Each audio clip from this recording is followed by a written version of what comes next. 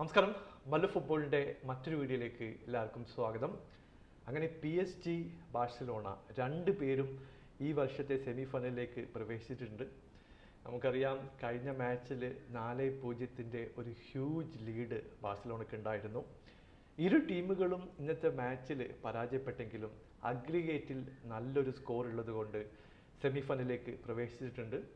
അപ്പോൾ ഞാൻ പ്രധാനമായും ബാഴ്സയുടെ മത്സരമാണ് കണ്ടത്. അതിനെക്കുറിച്ചാണ് നമ്മൾ ഡിസ്കസ് ചെയ്യാൻ പോകുന്നത്. 4-0 ലീഡ് മറികടക്കുക എന്ന് പറയുന്നത് അത്ര ഈസി ആയിട്ടുള്ളൊരു കാര്യമല്ല. ഇന്നത്തെ മത്സരത്തിൽ ഫ്ലിക്കിൻ്റെ ടാക്റ്റിക്കൽ അപ്രോച്ച് വളരെ ക്ലിയർ ആയിരുന്നു. മണ്ടത്തരമൊന്നും കാണിക്കാതിരിക്കുക, ലീഡ് പ്രൊട്ടക്റ്റ് ചെയ്തുകൊണ്ട് കൗണ്ടർ അടിക്കുക, കിട്ടിയ ഓപ്പർച്യൂണിറ്റി കൺവേർട്ട് ചെയ്യുക എന്നുള്ളൊരു സ്ട്രാറ്റജിയാണ് ബാഴ്സ ഇന്ന് അഡോപ്റ്റ് ചെയ്തത്. അത് നല്ല രീതിയിൽ തന്നെ ഒരു പരിധി വരെ എക്സിക്യൂട്ട് ചെയ്യാൻ അവരെ കൊണ്ട് സാധിച്ചു. പക്ഷേ ചെറിയൊരു പ്രശ്നങ്ങളൊക്കെ കളിയുടെ ആദ്യഘട്ടത്തിൽ ബാഴ്സയ്ക്ക് ഉണ്ടായിരുന്നു. ഇവിടെ രണ്ട് പ്രധാനപ്പെട്ട പെർഫോമൻസുകളെ കുറിച്ച് എടുത്തു പറയുന്നത്, ഒന്ന് ലെഫ്റ്റ് വിങ്ങിൽ അദിയമയുടെ പെർഫോമൻസ് ബ്രില്യൻ്റ് ആയിരുന്നു. പുള്ളിയുടെ കിടിലം 2-3 മൂവ്സൊക്കെ കളിയുടെ ആദ്യഘട്ടത്തിൽ ഉണ്ടായിരുന്നു. ഇപ്പോൾ ഗുരായ്സിയുടെ പെർഫോമൻസ് നോക്കിക്കഴിഞ്ഞിട്ടുണ്ടെങ്കിൽ പുള്ളി ഇന്ന് ഹാട്രിക് അടിച്ചെങ്കിലും ഡോർമുണ്ടിനെ ഒരു സെമി ഫൈനലിലേക്ക് കൊണ്ടുപോകാൻ പുള്ളിയുടെ പെർഫോമൻസിന് കഴിഞ്ഞിട്ടില്ല എന്ന് പറയേണ്ടി വരും. ഇപ്പോൾ കളിയുടെ ആദ്യഘട്ടത്തിൽ തന്നെ ഒരു കിഡിലൻ ചാൻസ് അദിയമി ക്രിയേറ്റ് ചെയ്തിട്ടുണ്ടായിരുന്നു.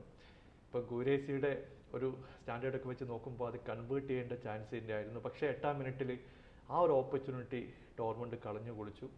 എന്നാൽ അധികം വൈകാതെ മറ്റൊരു പെനാൽറ്റി ഡോർമുണ്ടിന് തേടിയെത്തി. ഇവിടെയും അദിയമി കൊടുത്തിട്ടുള്ള ഒരു പാസ് പോസ്റ്റിനകത്ത് വെച്ച് ഗ്രോസ് റിസീവ് ചെയ്തു. പുള്ളിയെ ഷെസ്നി പിറകിൽ നിന്ന് ഫൗൾ ചെയ്യായിരുന്നു. ഓൺഫീൽഡ് റഫറി പെനാൽറ്റി കൊടുത്തു. ഗുരേസിയുടെ പെനാൽറ്റി നോക്കി കഴിഞ്ഞിട്ടുണ്ടെങ്കിൽ ഷെസ്നിയെ കബളിപ്പിച്ചുകൊണ്ട് ഒരു കിടിലം ഫ്ലിക്ക് പെനാൽറ്റിയാണ് നമ്മൾ കണ്ടത്. അങ്ങനെ 1-0 ലീഡിലേക്ക് ഡോർമുണ്ട് എത്തുകയും ചെയ്തു. പിന്നീട് ഇരു ടീമുകൾക്കും ചാൻസുകൾ ഉണ്ടായിരുന്നു. ബാഴ്സലോണയുടെ ഓഫ് സൈഡ് ട്രാപ്പ് ഒരു പരിധി വരെ അവരെ രക്ഷിച്ചു എന്ന് പറയേണ്ടി വരും. കാരണം ഒരുപാട് ആൾക്കാരെ മുമ്പിലേക്ക് ഫോർവേഡ് ചെയ്യാൻ ഡോർമുണ്ട് ശ്രമിക്കുന്നുണ്ടായിരുന്നു. പലപ്പോഴും ഈ ഓഫ് സൈഡ് ട്രാപ്പിൽ പെട്ടിട്ട് കുടുങ്ങിപ്പോകുന്ന സിറ്റുവേഷൻ ഉണ്ടായിരുന്നു. 1-2 ഹാഫ് ചാൻസുകളൊക്കെ ബാഴ്സയുടെ സൈഡിൽ നിന്ന് ഫസ്റ്റ് ഹാഫിൽ വന്നു. പക്ഷേ ഒഫൻസീവ്ലി വലിയൊരു മുന്നേറ്റമൊന്നും ബാഴ്സ നടത്തിയിട്ടില്ല എന്ന് പറയേണ്ടി വരും. അങ്ങനെ സെക്കൻഡ് ഹാഫിലേക്ക് വന്നു. സെക്കൻഡ് ഹാഫ് തുടങ്ങി ഒരു 4 മിനിറ്റിനുള്ളിൽ തന്നെ ഡോർമുണ്ട് മറ്റൊരു ഗോൾ അടിക്കുകയാണ്. ഇവിടെ ഒരു സെറ്റ് പീസിൽ നിന്നാണ് ഈ ഒരു ഓപ്പർച്യൂണിറ്റി ക്രിയേറ്റ് ചെയ്യുന്നത്. ഒരു കിടിലം ക്രോസ് പോസ്റ്റിലേക്ക് എത്തി. ഇവിടെ ഇപ്പോൾ ബേസൻ പൈനിയുടെ ഒരു ബ്രില്യൻ്റ് ആയിട്ടുള്ള ഹെഡർ, അത് കണക്ട് ചെയ്തുകൊണ്ട് ഗുരേസിയുടെ മറ്റൊരു ഹെഡർ വീഴുന്നു. അങ്ങനെ 2-0 എന്നുള്ളൊരു ലീഡിലേക്ക് ഡോർമുണ്ട് 49-ാമത്തെ മിനിറ്റിൽ എത്തുകയാണ്. അപ്പം തന്നെ ഒരു ചെറിയ വാർണിംഗ് സിഗ്നലൊക്കെ ബാഴ്സയുടെ സൈഡിൽ നിന്ന് വരുന്നുണ്ടായിരുന്നു. കാരണം ഒരു അഗ്രിഗേറ്റ് ലീഡ് 4-2 എന്നുള്ള സിറ്റുവേഷനിലേക്ക് പോയി. ബാഴ്സയുടെ 1-2 കൗണ്ടർ ആ സമയത്ത് വന്നു. റൈറ്റ് വിങ്ങിലൂടെ 54-ാമത്തെ മിനിറ്റിൽ ലോപ്പസ് കൊണ്ടുവന്നിട്ടുള്ള ഒരു ബ്രില്യൻ്റ് ആയിട്ടുള്ള പന്ത് പുള്ളി പോസ്റ്റിലേക്ക് എത്തിക്കാൻ ശ്രമിച്ചു. ഇവിടെ ബൈസവേനി നായകനാണോ വില്ലനാണോ എന്ന് ചോദിച്ചു കഴിഞ്ഞിട്ടുണ്ടെങ്കിൽ പുള്ളിയുടെ ഒരു ഓൺ ഗോളാണ് പിന്നെ നമ്മൾ കാണുന്നത്. ആ ക്രോസ് കണക്ട് ചെയ്യാൻ വേണ്ടി ലെവൻഡോസ്കി പോസ്റ്റിലുണ്ടായിരുന്നു. പക്ഷേ അത് ക്ലിയർ ചെയ്യാൻ ശ്രമിക്കുന്നതിനിടയിൽ ബൈസവേനി അത് ഡയറക്റ്റായിട്ട് പോസ്റ്റിലേക്ക് അടിച്ചു കയറ്റി. അങ്ങനെ അഗ്രിഗേറ്റിൽ 5-2 എന്നുള്ള സ്കോറിലേക്ക് കാര്യങ്ങൾ എത്തുകയും ചെയ്തു. അതോടുകൂടി നമുക്കറിയായിരുന്നു ഇനിയൊരു തിരിച്ചു വരവ് എന്ന് പറയുന്നത് വളരെ വളരെ ഡിഫിക്കൽട്ടാണ്. കാരണം അധികം സമയമില്ല, കയ്യിൽ നിന്ന് പോയിട്ടുള്ള സിറ്റുവേഷൻ ആയിരുന്നു.